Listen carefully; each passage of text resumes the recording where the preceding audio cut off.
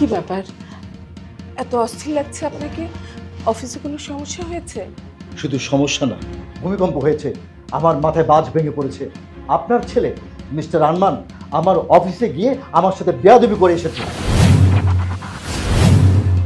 আরমান বেয়াদবি করেছে? কি বলছেন এসব? আরমান তো এরকম ছেলে না। আপনি তো ওকে ছোটবেলা থেকেই চেনেন।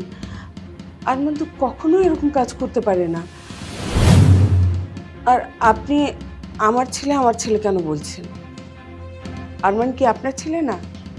ওর মতো বেয়াদব ছেলের বাবা আমি হতে চাই না। অফিসে গিয়ে আমার মান সম্মান সব কিছু ধ্বংস করে দিয়েছে। ও নাকি আমার জন্য চাকরি পায় না, মির্জা কায়েসের জন্য ওকে কেউ চাকরি দেয় না। দিবে কেন? নিজেদের এত বড় ব্যবসা থাকতে অন্যের অফিসে চাকরি করার প্রয়োজনটা কি? তুমি বারবার ঘুরে ফিরে একই জায়গায় কেন আসো? আমি তো অনেক আগেই বলেছি ও আমার কেউ না। আরমান আপনার কেউ না হলে আপনি ওকে নিয়ে এত টেনশন করছেন কেন? স্পষ্ট করে বলে দেন না কি করেছে ও, আর ওকে নিয়ে আপনার এত রাগই বা কেন হচ্ছে? বোঝনি তাই না? ও ভাবছে আমি ওর জীবনের বাধা, অথচ জীবনে কোনোদিন কোনো কিছুর অভাব আমি ওকে বোধ করতে দিইনি।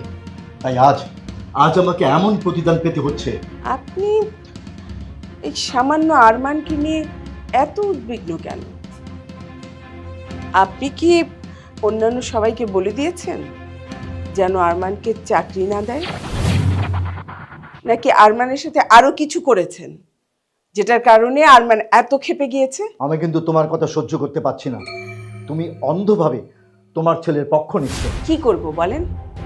আরমানকে মেরে বুড়িগঙ্গায় ভাসিয়ে দিলে আপনি শান্তি পাবেন? আমার তো মনে হয় ভেতরে ভেতরে আপনি এক ভয়ঙ্কর খেলায় আরমানের বিরুদ্ধে মেতে উঠেছেন, যেটা আরমান টের পেয়েছে।